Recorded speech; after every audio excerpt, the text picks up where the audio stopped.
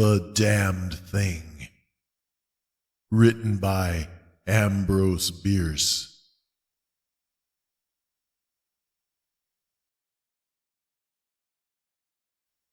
By the light of a tallow candle which had been placed on one end of a rough table, a man was reading something written in a book.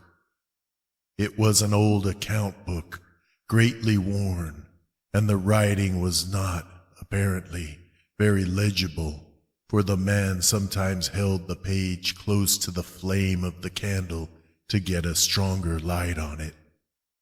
The shadow of the book would then throw into obscurity a half of the room, darkening a number of faces and figures, for besides the reader, 8 other men were present. 7 of them sat against the rough log walls, silent, motionless, and the room being small, not very far from the table. By extending an arm, any one of them could have touched the 8th man, who lay on the table, face upward, partly covered by a sheet, his arms at his sides. He was dead. The man with the book was not reading aloud, and no one spoke. All seemed to be waiting for something to occur. The dead man only was without expectation.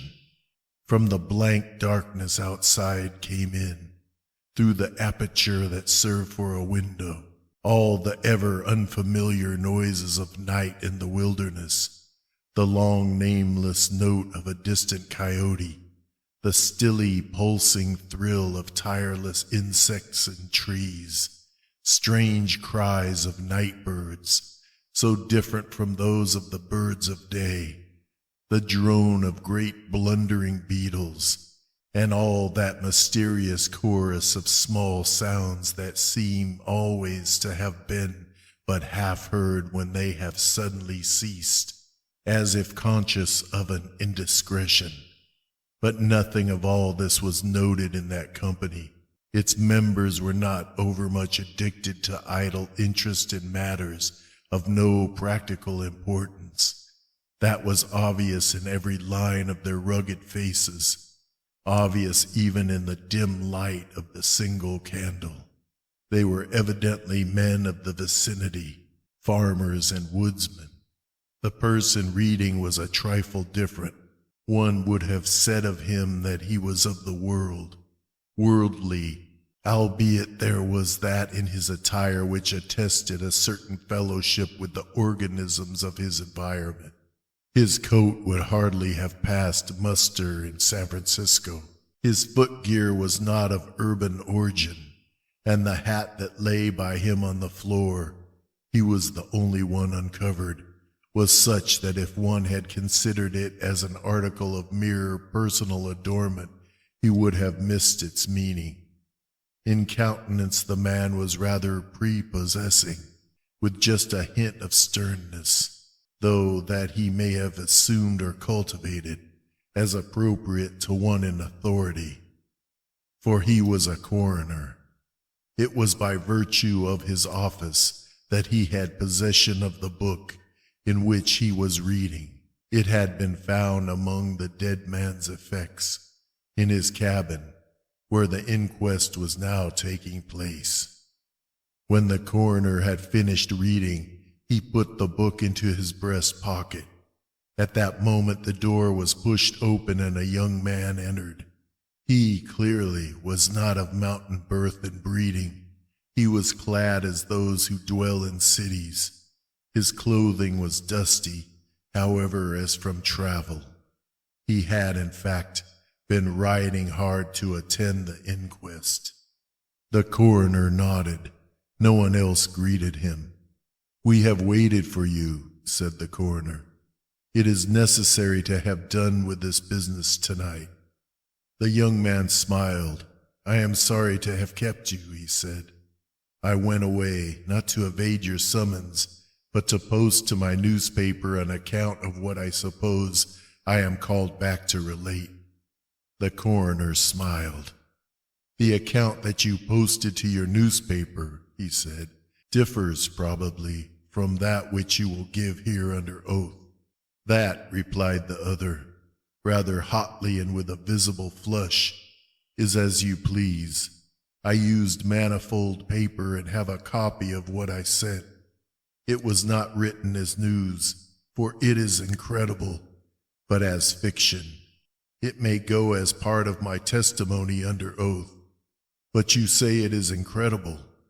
That is nothing to you, sir, if I also swear that it is true." The coroner was silent for a time, his eyes upon the floor. The men about the sides of the cabin talked in whispers, but seldom withdrew their gaze from the face of the corpse. Presently the coroner lifted his eyes and said, "We will resume the inquest." The men removed their hats. The witness was sworn. "What is your name?" the coroner asked. "William Harker. Age? 27. You knew the deceased, Hugh Morgan?" "Yes." "You were with him when he died?" "Near him." "How did that happen?" "Your presence, I mean." "I was visiting him at this place to shoot and fish. A part of my purpose, however, was to study him and his odd, solitary way of life. He seemed a good model for a character in fiction. I sometimes write stories. I sometimes read them. Thank you. Stories in general, not yours." Some of the jurors laughed. Against a somber background, humor shows highlights. Soldiers in the intervals of battle laugh easily, and a jest in the death chamber conquers by surprise. "Relate the circumstances of this man's death," said the coroner. "You may use any notes or memoranda that you please." The witness understood. Pulling a manuscript from his breast pocket, he held it near the candle, and turning the leaves until he found the passage that he wanted, began to read.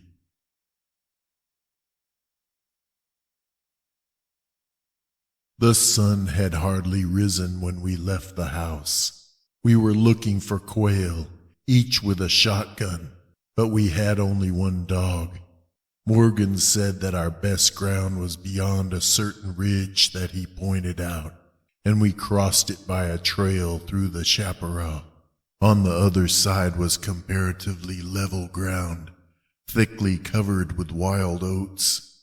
As we emerged from the chaparral, Morgan was but a few yards in advance.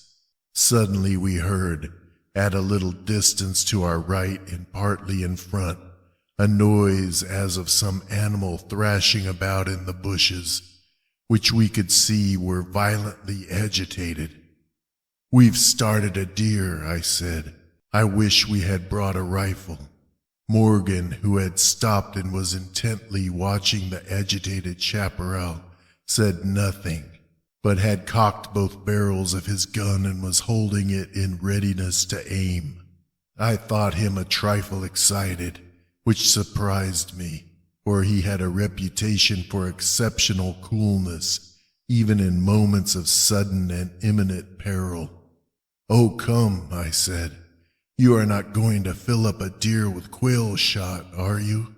Still he did not reply, but catching a sight of his face as he turned it slightly toward me, I was struck by the intensity of his look. Then I understood that we had serious business in hand, and my first conjecture was that we had jumped a grizzly. I advanced to Morgan's side, cocking my piece as I moved. The bushes were now quiet and the sounds had ceased, but Morgan was as attentive to the place as before. "What is it? What the devil is it?" I asked. "That damned thing," he replied, without turning his head. His voice was husky and unnatural. He trembled visibly. I was about to speak further when I observed the wild oats near the place of the disturbance moving in the most inexplicable way. I can hardly describe it. It seemed as if stirred by a streak of wind, which not only bent it, but pressed it down, crushed it so that it did not rise, and this movement was slowly prolonging itself directly toward us. Nothing that I had ever seen had affected me so strangely as this unfamiliar and unaccountable phenomenon. Yet I am unable to recall any sense of fear. I remember, and tell it here because, singularly enough, I recollected it then, that once in looking carelessly out of an open window, I momentarily mistook a small tree close at hand for one of a group of larger trees at a little distance away. It looked the same size as the others, but being more distinctly and sharply defined in mass and detail seemed out of harmony with them. It was a mere falsification of the law of aerial perspective, but it startled, almost terrified me. We so rely upon the orderly operation of familiar natural laws that any seeming suspension of them is noted as a menace to our safety, a warning of unthinkable calamity. So now the apparently causeless movement of the herbage and the slow, undeviating approach of the line of disturbance were distinctly disquieting. My companion appeared actually frightened, and I could hardly credit my senses when I saw him suddenly throw his gun to his shoulder and fire both barrels at the agitated grain. Before the smoke of the discharge had cleared away, I heard a loud, savage cry, a scream like that of a wild animal, and flinging his gun upon the ground, Morgan sprang away and ran swiftly from the spot. At the same instant, I was thrown violently to the ground by the impact of something unseen in the smoke, some soft, heavy substance that seemed thrown against me with great force. Before I could get upon my feet and recover my gun, which seemed to have been struck from my hands, I heard Morgan crying out as if in mortal agony, and mingling with his cries were such hoarse, savage sounds as one hears from fighting dogs. Inexpressibly terrified, I struggled to my feet and looked in the direction of Morgan's retreat. And may heaven in mercy spare me from another sight like that. At a distance of less than 30 yards was my friend, down upon one knee, his head thrown back at a frightful angle, hatless, his long hair in disorder, and his whole body in violent movement from side to side, backward and forward. His right arm was lifted and seemed to lack the hand. At least, I could see none. The other arm was invisible. At times, as my memory now reports this extraordinary scene, I could discern but a part of his body. It was as if he had been partly blotted out. I cannot otherwise express it. Then a shifting of his position would bring it all into view again. All this must have occurred within a few seconds, yet in that time Morgan assumed all the postures of a determined wrestler vanquished by superior weight and strength. I saw nothing but him, and him not always distinctly. During the entire incident his shouts and curses were heard, as if through an enveloping uproar of such sounds of rage and fury as I had never heard from the throat of a man or brute. For a moment only I stood irresolute. Then throwing down my gun, I ran forward to my friend's assistance. I had a vague belief that he was suffering from a fit or some form of convulsion. Before I could reach his side, he was down and quiet. All sounds had ceased, but with a feeling of such terror as even these awful events had not inspired, I now saw again the mysterious movement of the wild oats, prolonging itself from the trampled area about the prostrate man toward the edge of a wood. It was only when it had reached the wood that I was able to withdraw my eyes and look at my companion. He was dead. The coroner rose from his seat and stood beside the dead man. Lifting an edge of the sheet, he pulled it away, exposing the entire body, altogether naked and showing in the candlelight a clay-like yellow. It had, however, broad maculations of bluish black, obviously caused by extravasated blood from contusions. The chest and sides looked as if they had been beaten with a bludgeon. There were dreadful lacerations. The skin was torn in strips and shreds. The coroner moved round to the end of the table and undid a silk handkerchief which had been passed under the chin and knotted on the top of the head. When the handkerchief was drawn away, it exposed what had been the throat.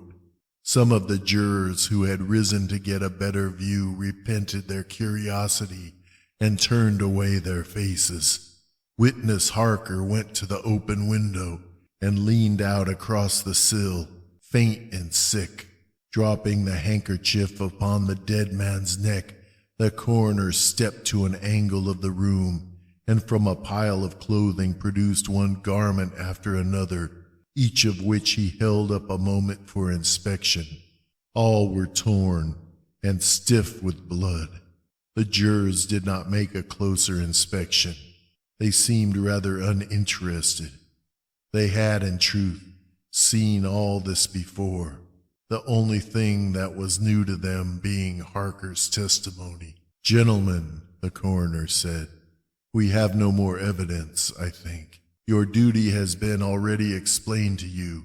If there is nothing you wish to ask, you may go outside and consider your verdict." The foreman rose, a tall, bearded man of 60, coarsely clad. "I should like to ask one question, Mr. Coroner," he said. "What asylum did this your last witness escape from?" "Mr. Harker," said the coroner, gravely and tranquilly, "from what asylum did you last escape?" Harker flushed crimson again, but said nothing, and the 7 jurors rose and solemnly filed out of the cabin. "If you have done insulting me, sir," said Harker, as soon as he and the officer were left alone with the dead man, "I suppose I am at liberty to go?" "Yes." Harker started to leave, but paused, with his hand on the door latch.